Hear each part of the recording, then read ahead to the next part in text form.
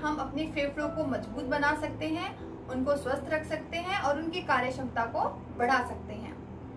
सबसे पहला आसन आता है इसमें भुजंग आसन। भुजंग आसन को करने के लिए हम सबसे पहले मैट पर करवट लेकर पेट के बल लेट जाएंगे। अपने दोनों पैरों को आपस में जोड़ें, दोनों घुटनों को आपस में मिलाएं और अब आप अपने दोनों हाथों की हथेलियों को अपने कंधे की सिधाई में लाएं। दोनों हाथों को कंधे की सिधाई में लाने के बाद अब आप अपनी दोनों हाथों की कोहनियों को ऊपर की ओर उठाएं और अब आप सांस भरते हुए अपनी चेस्ट को ऊपर की ओर ऐसे लिफ्ट करें, जितना ऊपर आप उठा सकते हैं, और कोशिश करें कि आप नाभि तक इसको उठा पाए। और ऐसे में आपके पैर आपस में जुड़े हुए होने चाहिए, दोनों पैर के पंजे और घुटने आपस में मिले हुए होने चाहिए। और जितनी देर आप इसको होल्ड कर सकते हैं इस पोज को, उतनी देर आप होल्ड करें। फिर आप धीरे से नीचे की ओर आ जाएं और मकरासन में आराम से लेट जाएं, दोनों पैरों को खोल लें। अब दूसरा आसन है धनुरासन। धनुरासन को करने के लिए भी आप मैट पर पेट के बल लेट जाएं। पेट के बल लेट जाने के बाद अब आप अपने दाएं हाथ से अपने दाएं पैर को पकड़ें एंकल के पास से और अपने बाएं हाथ से अपने बाएं पैर को पकड़ें। ऐसा पकड़ लेने के बाद अब आप लंबी गहरी सांस भरें और सांस भरते हुए अपनी बॉडी को ऊपर की ओर उठाएं, जितना ऊपर आप उठा सकते हैं। आपकी थाइस जमीन से ऊपर की ओर उठी हुई हो और जितनी देर आप इस पोस्चर को होल्ड कर सकते हो उतनी देर होल्ड करें और ऊपर की ओर देखें। नॉर्मल सांस लें। अब आप धीरे से सांस छोड़ते हुए पैरों को नीचे की ओर लाएं और पैरों को आपस में जोड़ लें और मकर आसन में लेट जाएं। और तीसरा आसन है उत्तान मंडूकासन।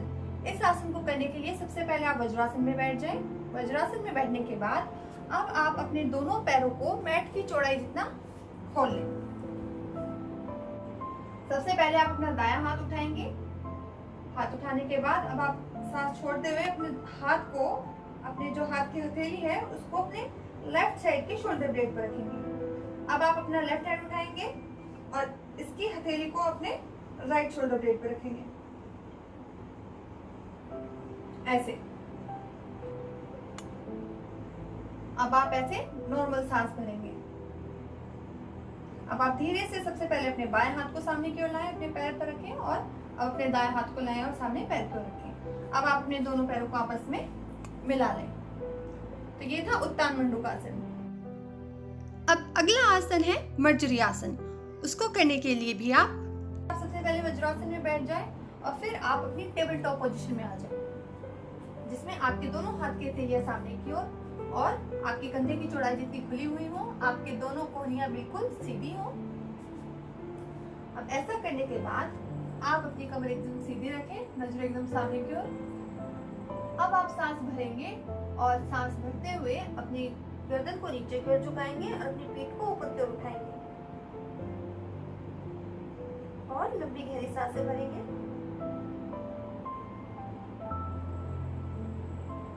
अब आप धीरे से सांस छोड़ते हुए अपने पीठ को नीचे की ओर झुकाएंगे और गर्दन को ऊपर की ओर उठाएंगे, जितना आप उठा सकते हैं।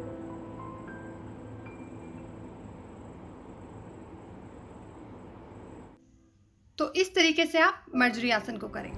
तो जो भी आसन मैंने अभी आपको बताए हैं, आप ये सभी आसन करें। आप इन आसनों को 5 से 10 बार से शुरुआत करके अपनी क्षमता अनुसार इसको बढ़ाया घटा सकते हैं।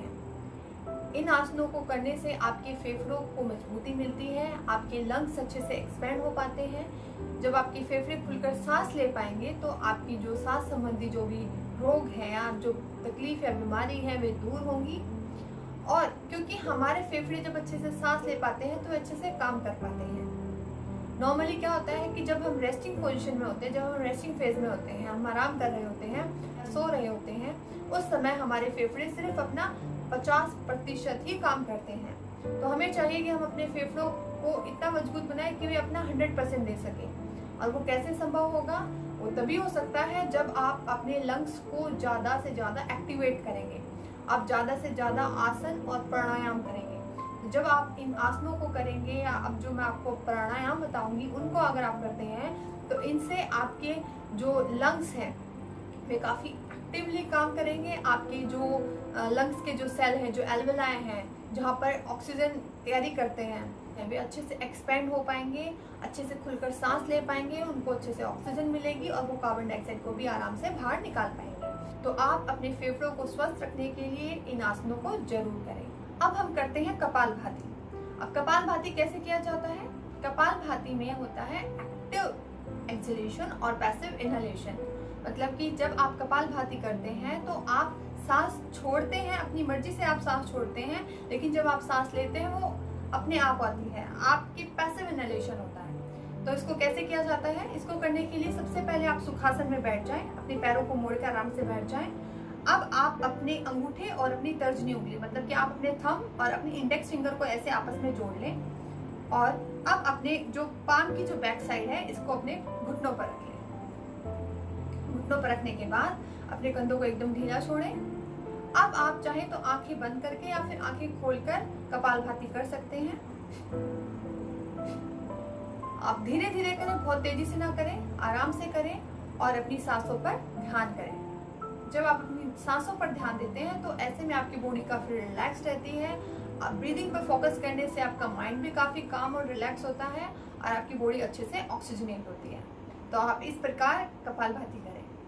तो आइए जानते हैं हमें कौन कौन से प्राणायाम करने चाहिए जिनको करने से हम अपने फेफड़ों को स्वस्थ रख सकते हैं। सबसे पहला प्राणायाम है भस्त्रिका। भस्त्रिका को करने के लिए भी आप सबसे पहले सुखासन में बैठ जाएं, अपने अंगूठे को और अपनी तर्जनी उंगली को आपस में मिलाएं और अपने हाथ की हथेली के पिछले हिस्से को अपने घुटनों पर रखें। अब आप जितनी तेजी से सांस भरेंगे, आप अपनी नाक से सांस लेंगे और नाक से ही सांस छोड़ेंगे। अब आप जितनी तेजी से नाक से सांस लेंगे उतनी तेजी से आप सांस को बाहर की ओर निकालेंगे। कैसे? सबसे पहले आप अपनी आंखें बंद करें। आंखें बंद कर लेने के बाद आप नाक से सांस लेंगे और छोड़ेंगे। नाक से सांस लेंगे, छोड़ेंगे। आप जितनी तेज सांस लेंगे उतनी तेज सांस छोड़ेंगे।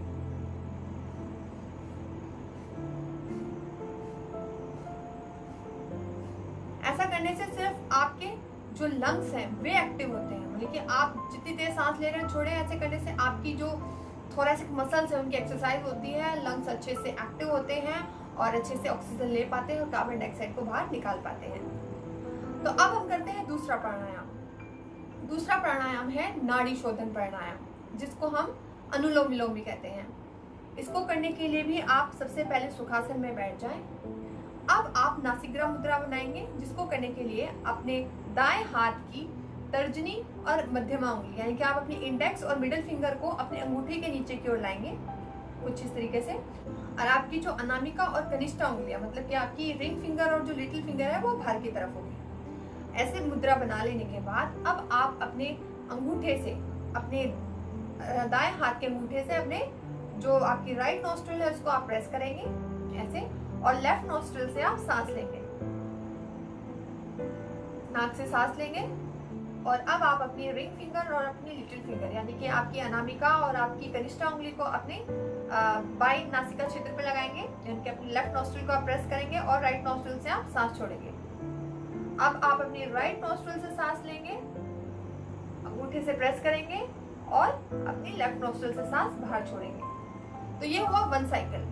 आपको इस तरीके से 5 साइकिल करनी है, मतलब कि आपको 5 बार इस तरीके से अनुलोम विलोम करना है, दोनों नॉस्ट्रिल के साथ करें। अब हम तीसरे प्राणायाम की बात करते हैं, जिसका नाम है सूर्य भेदी प्राणायाम। सूर्य मतलब सूरज और भेदना मतलब चीरना। जो हमारी राइट नॉस्ट्रिल है ये डिनोट करती है सन को और हमारी लेफ्ट नॉस्ट्रिल डिनोट करती है मून को, यानी कि ये हमारी पिंगला नाड़ी को डिनोट करती है, ये हमारी ईड़ा नाड़ी को। जब हम अपनी राइट नॉस्ट्रिल से सांस लेते हैं और छोड़ते हैं तो इसको हम बोलते हैं सूर्य भेदी प्राणायाम, और जब हम अपनी लेफ्ट नॉस्ट्रिल से सांस लेते हैं और छोड़ते हैं तो इसको हम कहते हैं चंद्र भेदी प्राणायाम। लेकिन मैं भी आपको सूर्य भेदी प्राणायाम के बारे में बता रही हूँ। हमें इसमें सूर्य भेदी प्राणायाम करना चाहिए।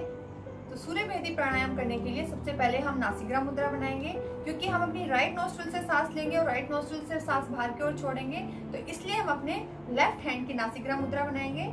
अपनी इंडेक्स और मिडिल फिंगर को अपने थंब के नीचे रखेंगे और अपनी लिटिल फिंगर और अपनी लिटिल फिंगर और अपनी रिंग फिंगर को बाहर की ओर, अब आप अपने अंगूठे से, अपने थंब से आप अपनी लेफ्ट नोस्ट्रिल को प्रेस करेंगे। तो अपनी लेफ्ट नोस्ट्रिल को ऐसे प्रेस करने के बाद राइट नोस्ट्रिल से आप सांस अंदर की ओर लेंगे, इसको होल्ड करेंगे, राइट नोस्ट्रिल से ही सांस बाहर की ओर छोड़ेंगे। तो आप ये भी 5 बार करें और अपनी क्षमता के हिसाब से आप इसको घटा या बढ़ा सकते हैं। तो इस प्रकार आप ये सूर्यभेदी प्राणायाम करें। अब हम चौथे प्राणायाम की बात करते हैं, जिसका नाम है उज्जयी प्राणायाम। उज्जयी प्राणायाम को करने के लिए भी सबसे पहले आप सुखासन में बैठ जाएं। अब आप अपनी आंखों को बंद करेंगे और जब आप सांस लेंगे तो आप फील करेंगे कि आपकी सांसें आपके गले से होती हुई जा रही है और गले से होती हुई बाहर आ रही है। और ये कैसे होगा? इसके करने के लिए सबसे पहले आप अपनी टंग को रोल करेंगे और पीछे की बैक साइड की तरफ आप लेके जाएंगे। कैसे? ऐसे आप अपनी टंग को पीछे की ओर रोल करेंगे, आंखें बंद करेंगे और अंदर ओम, आप चाहें तो ओम के उच्चारण भी कर सकते हैं। और अब आप सांस लेंगे। जब आप सांस अंदर की ओर लेंगे तो आपके गले से होती हुई जाएगी और जब आप सांस छोड़ेंगे तो वो भी गले से होती हुई बाहर आएगी और एक हमिंग साउंड प्रोड्यूस होगी जो कि सिर्फ आपको सुनाई देगी। तो शुरू करते हैं।